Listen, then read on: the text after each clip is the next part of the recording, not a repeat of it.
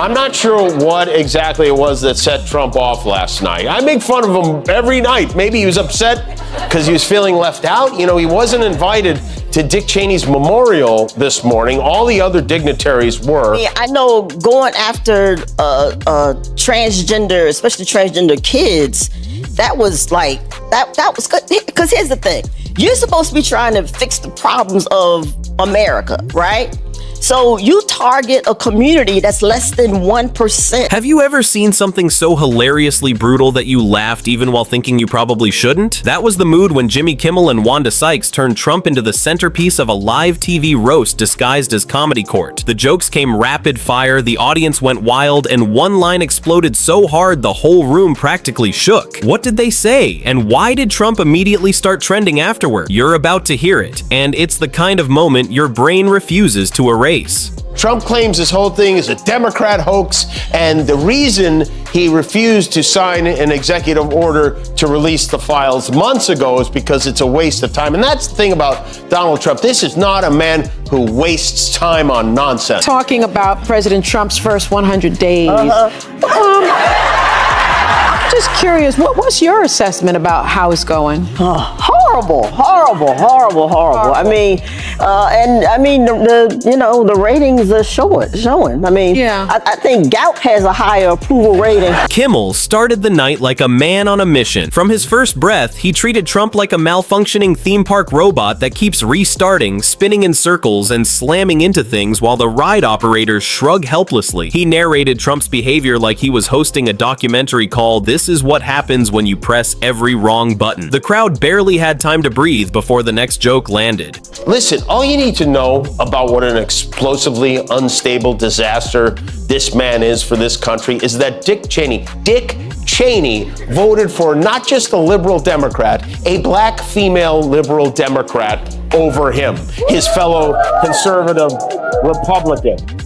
That's it. You don't need to know anything else to know what a garden hose full of diarrhea this presidency has been. If you're enjoying this video, hit subscribe and tap the bell icon so you never miss a moment. Then Wanda Sykes stepped in and took the whole thing to another level. Instead of simply roasting him, she performed a full dramatic recreation of someone stomping around like a toddler convinced they run the universe, juice box dripping everywhere. She made Trump look like a lab-built hurricane held together with hairspray and denial, and the audience completely lost it. So you're going after, like affirming care as far as like the sex, and it's like, okay, so you're focusing on that, on sex change. It's like, how about focus on climate change that affects everybody instead of sex change that's like less than 1%. Every punchline hit with the energy of a community cleanup project, as if they were recycling Trump's chaos for the good of society. The audience didn't just laugh, they folded over from the pure absurdity of someone being that confident while showing so little ability. Kimmel piled on with his polished TV charm, making the jokes feel official, like he had government approval to mock Trump. His sarcasm came out perfectly measured, like someone sprinkling spices crafted in a comedy laboratory. Trump did finally sign that bill to release the Epstein files. He signed the bill and posted this giant run-on sentence taking credit for the fact that the bill got passed. It wouldn't have passed without him. Another legislative triumph. They even had a little signing ceremony to celebrate the full release. Okay, let's go. Could I ask you to say exactly what this is? Of course. So, as you've consistently identified, sir, the Epstein files must be released. The American people have the right to know about all the filthy, dirty things your friends were up to. So what area does it cover? To potentially anywhere below the belt. This means the penis, the balls, the taint. Sykes delivered her next set of lines like she was unveiling new academic research titled "Volume Does Not Equal Intelligence." Her timing was so sharp it felt scientific, yet the mess she left behind was pure entertainment. By the time she finished, Trump's public bravado had been reduced to comic rubble scattered across the studio floor. Oh, hey, Jimmy. I know you must be excited. Your guy Trump won the election. Congratulations. Too soon, Jimmy. Too soon. Do you expect a cabinet position? I mean, how have you been able to digest this? Or are you still in that shock mode? Jimmy, I'm a black woman and a lesbian. How the hell you think I'm doing? Kimmel returned like a man who refuses to let a good joke rest. His energy suggested Trump had a supernatural ability to transform any moment into a parade float of embarrassment, and he rolled that image across the stage like a marching band powered by nonsense. He described Trump like someone auditioning for a role that requires massive confidence but absolutely no self-awareness. Each comparison sharpened the laughter and the crowd slid straight into hysteria. Then Sykes swooped back in like a meteor with punchlines, lighting up the room with imagery so vivid the audience could practically see every chaotic detail. She served each line like a holiday dish overloaded with flavor, fully aware of how fun it was to watch someone behave like the world's loudest caution sign. God's sake. And with all this going on, they had a murderer for dinner at the White House last night. Trump hosted a black tie gala for the Crown Prince of Saudi Arabia, Mohammed bin Salman, who also happened to be one of Jeffrey Epstein's good pals. According to the writer Michael Wolff,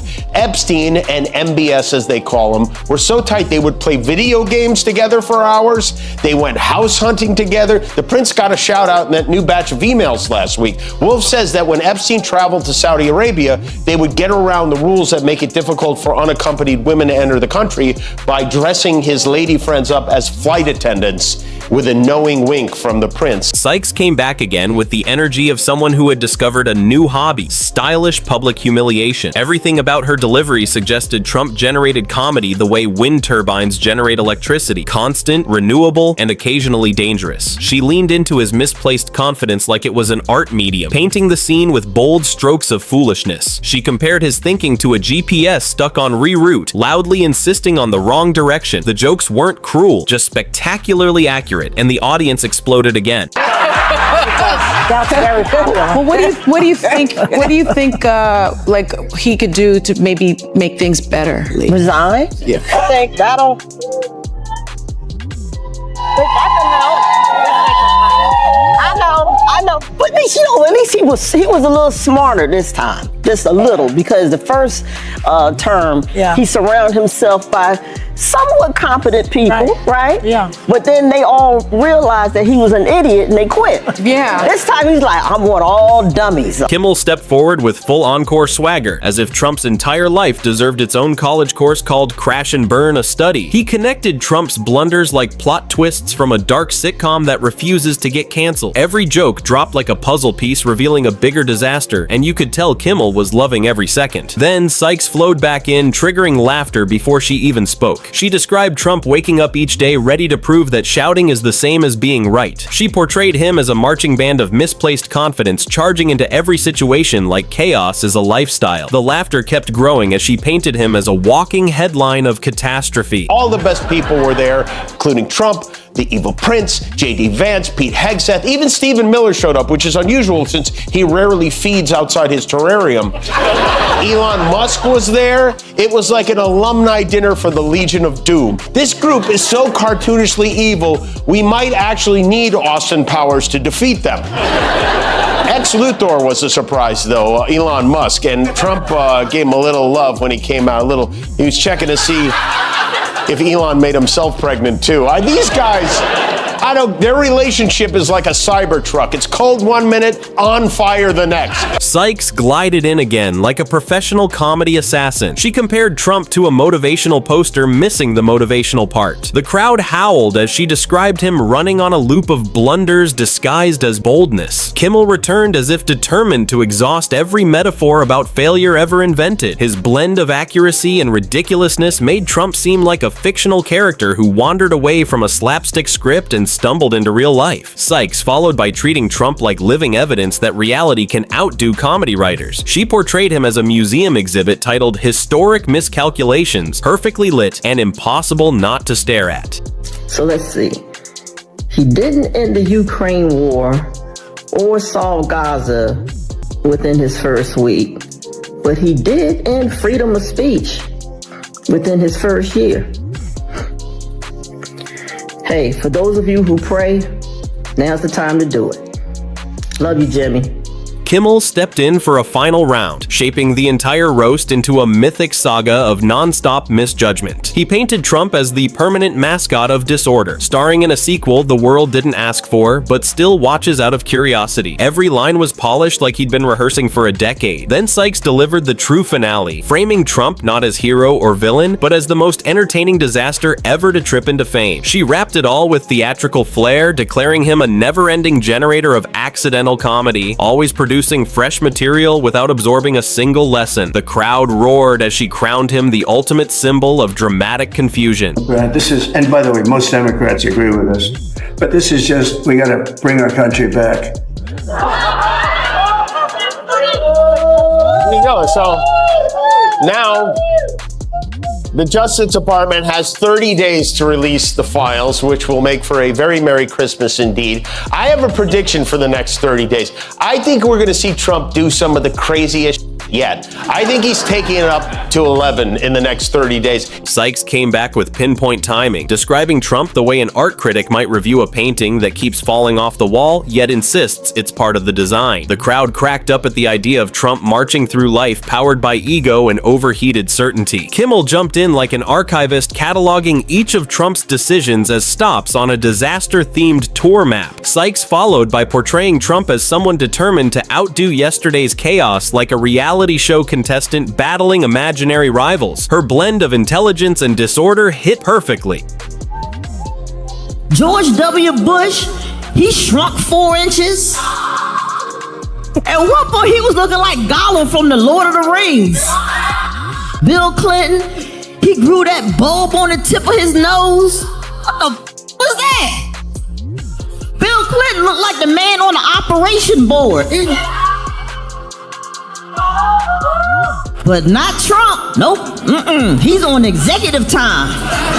Trump has... Kimmel returned once more to polish every remaining joke. He compared Trump to a motivational speaker whose only tactic is yelling and hoping volume makes him right. The audience howled at the image of someone speeding through life with no headlights on. Then Sykes closed the night with a cool, confident finish, calling Trump the international symbol of entertaining confusion, a figure future generations will study simply to understand how drama can become a lifestyle. She sealed the moment by crowning him the eternal ruler of accidental comedy, and the room erupted as she stepped back, knowing Trump would continue providing material whether he meant to or not. If you enjoyed this breakdown and want more sharp, entertaining coverage just like this, make sure you hit that subscribe button and turn on the notifications so you never miss an update. This is Jacob Reports, bringing you the stories everyone's talking about with clarity, humor, and zero hesitation. Stick around, there's a lot more coming your way.